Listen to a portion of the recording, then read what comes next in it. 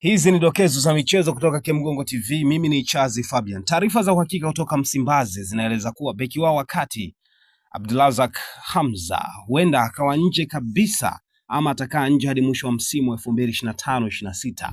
Licha ya awali kutarajiwa kurejea mapema zaidi, lakini mambo yamekuwa magumu mno kwa mujibu wa jopo la madaktari kutoka uongozi wa Simba Sport Club kutokana na jeraha ambalo alilipata kwenye mchezo wa dabi ya Kariakoo dhidi ya Young Africans, mchezo ambao ulishuhudiwa Yanga wakibuka na ushindi katika ngao ya jamii ya mwaka 2025. Inaelezwa kuwa Hamza alikuwa na jeraha kubwa ambalo lilicheleweshwa pia hata kufanywa upasuaji, lakini vile vile lilipofanywa upasuaji kule nchini Morocco bado inaonekana kwamba itachukua muda mrefu mno kuweza kurecover na kurudi kwenye hali yake ya kawaida.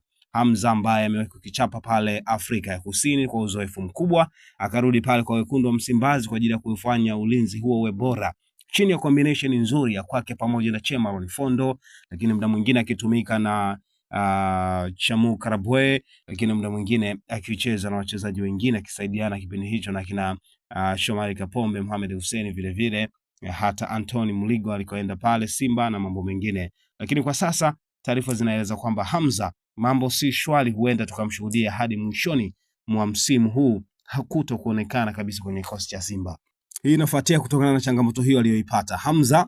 Pengine akirejea tusione tena kiwango chake bora ambacho amekionyesha hasa alipocheza na Simba na kuwa beki kisiki na tegemezi, na pengine akaaminiwa zaidi kwenye kikosi cha Simba na kuelekea pia kwenye kikosi cha timu ya taifa alipokuwa akiitwa mara kwa mara kutokana na kiwango ambacho amekionyesha.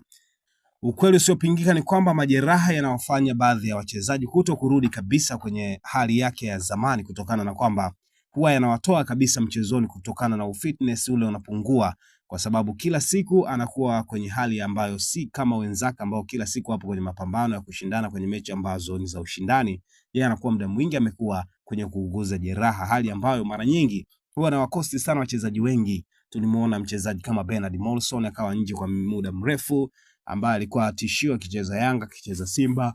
Baada ya hapo, baada ya kupona majeraha yake akaenda Ken Gold ambako hakufanya chochote kizuri kama unakumbuka vyema. Lakini tumeshaona pia wachezaji wengine hata wakubwa huko Ulaya, ukimzungumzia Neymar Jr, naye alifanya vizuri mno, lakini alipokuja kuanza kupata majeraha ambayo alimweka nje kwa takriban siku 300 na kidogo alipokuwa kule Saudi Arabia, mambo yakawa mabaya mno kiasi cha kwamba katoka tena kwenye kiwango chake. Kwa Hamza pia tutarajie lolote, huenda akarudi kwenye kiwango chake ama sirudi tena, tusimuone Hamza tena yule ambaye tulimshuhudia kikichapa pale Msimbazi vema na vema. Biashara ni matangazo, na ndio maana sisi kama Kemgongo Media tunakukaribisha utangaze nasi. Sikiliza, kuanzia kiasi cha shilingi 50,000 tu unaweza kutangaza nasi kupitia kurasa zetu zote, iwe YouTube, Instagram, TikTok au X. Kwa wale wanaohitaji interviews, unapata interviews kuanzia shilingi 200,000 tu zenye urefu wa hadi dakika 10. Hatukuishia hapo. Kwa wale wenye vipindi vyao wanataka kuvirusha kupitia YouTube chaneli yetu, gharama zetu ni nafuu sana. Ewe Mtanzania, karibu tangaze nasi.